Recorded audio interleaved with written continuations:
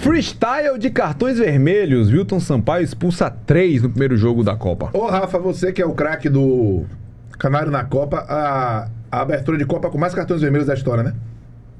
3 cartões vermelhos. 3 cartões vermelhos. O recorde. Lembrando que na última Copa, na Copa inteira, tivemos 4 cartões vermelhos. Boa, Wilton. 3, né? E se já quiser. Depois do cardápio, pra gente entrar nessa polêmica dos cartões vermelhos. Não, pode ir. Depois a gente fala atrás dos outros 2 assuntos. É porque assim, não sei, acho que todo mundo viu o lance, né? Mas os 2 primeiros, ok, entendi a expulsão. O terceiro, eu ainda tô sem entender. Achei que foi. Pra mim, a gente debateu aqui na aberturazinha do programa, eu falei só sobre a questão da direção do gol. Fora isso, exatamente, distância, domínio e defensores, ele tinha. Direção do gol. Eu vou só jogar aqui um raciocínio, Rafa. Tava falando na Placar Nordeste sobre isso, que era meu questionamento também, sendo bem advogado do diabo aqui. E aí Alan Dias, craque lá do Cash FC de Pernambuco, falou o seguinte: se você quiser chegar o mais perto do gol possível, você tem que entrar na área, correto? Você não tem como chegar ao gol de fato sem não pisar na área. Então ele estava pisando na área. Ou seja, pisar na área, em tese, é direção ao gol. O que eu estava argumentando com ele é que para você de fato ter a noção real de direção do gol, ele tem que estar apontado para o gol. E ele estava apontado para a linha de fundo. Foi. É meu único questionamento. Ele tá tentando driblar para até ali, ele não ia chutar ali, ele ia pro cruzamento. Ele poderia depois até mudar de direção e ir para o gol. Mas se a gente for Caxias, ao que diz a regra, Cássio, foi o que eu estava falando com você aqui no início, ele não estava apontado e direcionado para a baliza. A questão é, ninguém considera o jogo brusco, não? No mínimo? Não, pra mim é falta. Não, pra mim é falta. Chutou, velho. Não, falta, ok. Falta. Okay, mas acho que ele chegou atrasado e, tipo... Não era falta pra vermelho. Não era falta pra vermelho. Não, mas a falta vira pra vermelho, se enquadra na chance clara e manifesta de gol. Distância. Defensores. Domínio. E butinada? Não tá na regra. Só tem... Agora, só tem um detalhe aí sobre isso que ela falou de pisar na área, tá? Argentina e Islândia, né? O pênalti da Argentina, o cara tá saindo da área. Mas ele tá pisando na área, mas ele tá saindo. Isso, a direção é diferente. Só pisar na área. Pois é. A direção, exatamente. Não, ele utilizou da seguinte maneira, usando o conceito de chegar ao gol, você tem que pisar na área. Naquele contexto do lance de ontem. O cara, por exemplo, ele pode estar indo pra trás. Não é direção ao gol. Tá na área, mas não tá em direção ao gol. Né? Enfim, então, é o único ponto aí sensível de debate. E outra coisa, o N. Freud... engraçado... diga. Pode falar, Cássio. Pode falar.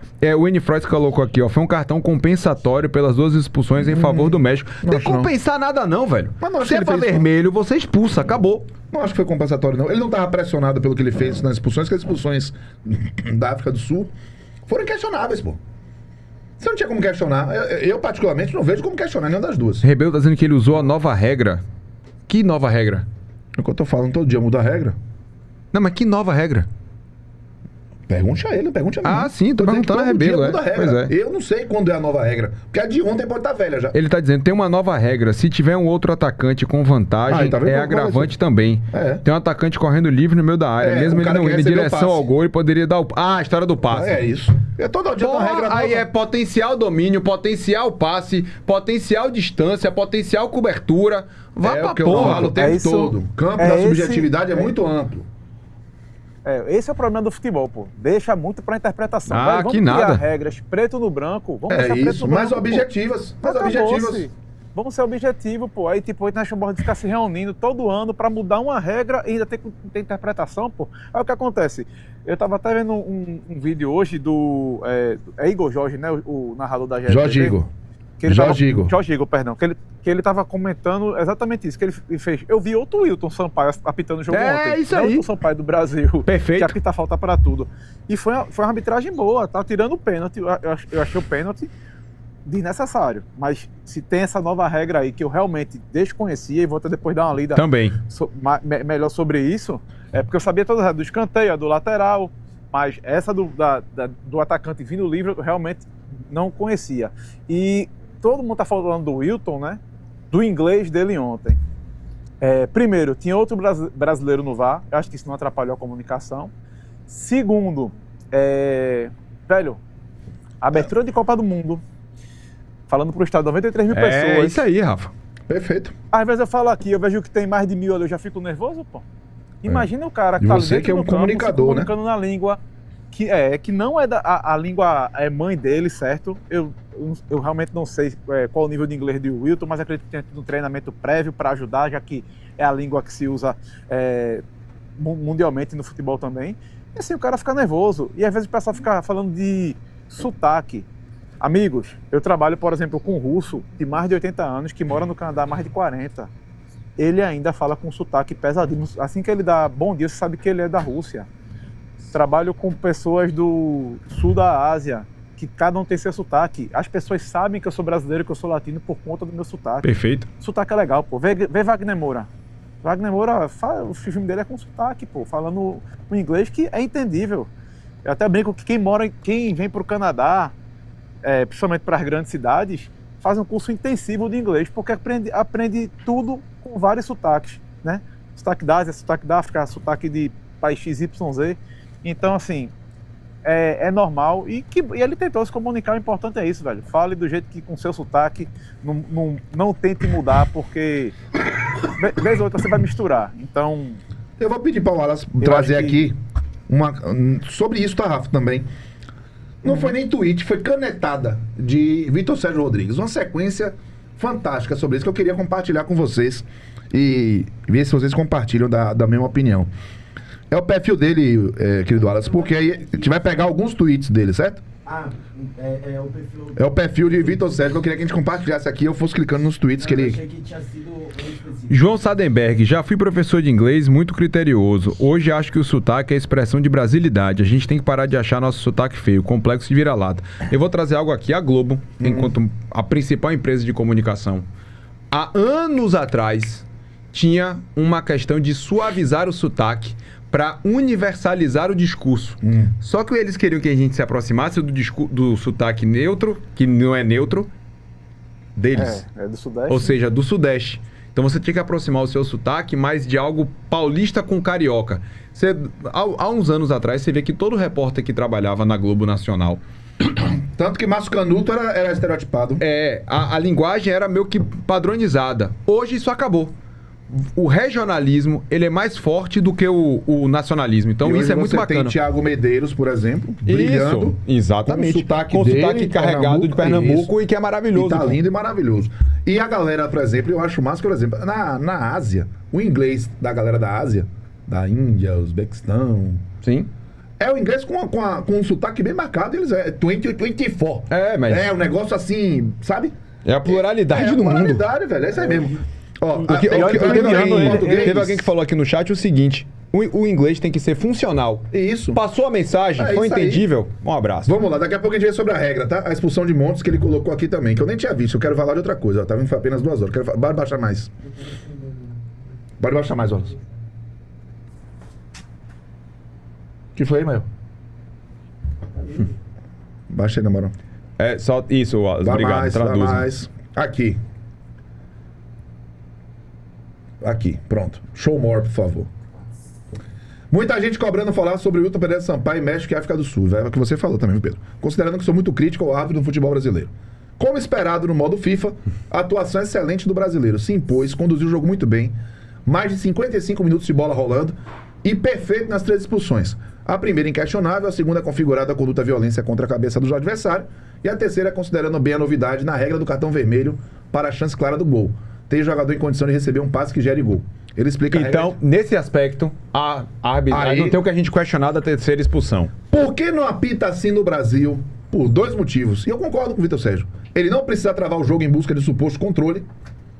E os jogadores não estão lá para sabotar o trabalho dele como no futebol brasileiro. O que foi que a gente falou ontem aqui? Concordo plenamente. É episódio de covardia todo jogo de futebol.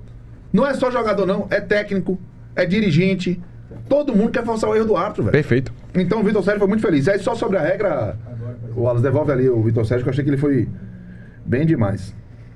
Não, Fábio Brito, eu não estou dizendo que o inglês de Wilton foi entendível, mas ele conseguiu passar a mensagem. É evidentemente que foi um inglês de um nível ruim, que precisava melhorar sim, mas o que a gente está falando de modo geral é sobre sotaque, não sobre a questão de Wilton Pereira Sampaio, entendeu, irmão? Aí, pronto, vamos lá.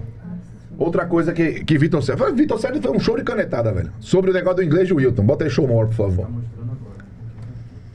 Aí você... Pronto. E sobre o inglês de Wilton, ele foi suficiente para todos entenderem a mensagem. Logo foi ótimo. Essa babaquice de zoar um brasileiro que reforça se esforça para falar outro idioma é uma das coisas mais revoltantes do nosso povo. Eu provavelmente já fiz isso também. Sim. Fantástico, Wilton Sérgio. Porque a gente precisa entender que nós somos seres em evolução. Todo dia um gol do Bahia colocou aqui, ó, Cássio, rapidinho. Até porque gringo, quando vem pra cá, fala português tudo errado e todo mundo acha bonitinho. Quando somos nós, querem criticar. Pois é, exatamente. E não é nem só querem criticar, queremos criticar. A gente mesmo critica. A gente quer. E depois de viajar e ver o quantas pessoas ao redor do mundo ficam felizes quando o estrangeiro se esforça para falar outro idioma, vi que sacanear isso é uma grande babaquice. O Joel Santana foi ridicularizado aqui. E na África do Sul adoraram o inglês dele. Por ele se esforçar em falar no idioma dos caras e conseguir passar a mensagem que queria. Ancelotti, o português dele é truncado. A gente falou isso aqui. A gente elogiou ele. Que a postura de Ancelotti de tentar falar português, mesmo com o espanhol, Entendeu? era louvável. E sobre o Joel Santana, eu já contei essa história aqui de uma entrevista que ele deu coletiva, falando em inglês. Sim. Que teve uma pessoa que tentou mudar um pouquinho desse aspecto. Porque todo mundo entendeu que Joel Santana queria passar uma mensagem. Ele queria explicar. E Joel Santana já é um cara bonachão, já é um cara caricato, falando em português. Falando em inglês, então, nem se fala. E aí teve uma jornalista sul-africana que disse: Joel, pode falar em português. A gente se esforça para entender. Porque você falando em português, a gente vai conseguir captar melhor, talvez, a essência da mensagem que você quer passar e o seu sentimento. Então tem esse outro lado também, sabe, Cássio? Agora, eu concordo com o Vitor Sérgio, até porque a gente falou sobre Ancelotti aqui, que você tentar se expressar numa língua que não é a sua, pô, velho, você não pode ser ridicularizado, você tá fazendo um esforço para ser entendido. É isso. E o inglês, Enifroz, é a língua universal. Ele tá e depois a assim. gente pode até ter uma conversa aqui. O inglês até é uma língua até, como é que eu vou dizer, bem mal feita. É uma língua, é uma língua que hoje ela é uma língua utilizada, simples. ela usa a linguagem simples, mas ela usa a versão mais popular, que teoricamente, e assim, quem se tiver algum linguista aí, acho que ele vai entender o que eu tô falando, eu vou tentar explicar melhor, é que tipo, ela tinha a versão mais polida e agora ela é a versão mais simples possível, e tem várias coisas que a gente fica assim, não, no inglês você bota o verbo na frente, né, pra se explicar, né, can I ask you, tipo, posso te perguntar posso te perguntar, e hoje em dia o pessoal nem faz mais isso aqui, pô, no dia a dia, você vai conversar, você nota que não é o modo formal, mas todo mundo se entende, pô. Isso que é o importante. Vou contar uma história aqui bem legal. Rodrigo Massa. Sim. Rodrigo Massa, Brasil, era contador, e ele se mudou para o Canadá com a esposa, que estava fazendo universidade aqui estudando. Rodrigo não falava nada de inglês. Nada. Rodrigo, hoje, depois de 8 anos aqui, Rodrigo trabalha com tecnologia, entrevista qualquer pessoa em inglês e mudou completamente a vida dele. Então, assim, o cara aprende. Eu lembro que ele me contou que uma das alegrias dele foi quando ele foi no banco a primeira vez e conseguiu depositar um cheque sem precisar da ajuda de ninguém. Então, assim, isso é bacana demais. Muito Muito bacana. bacana.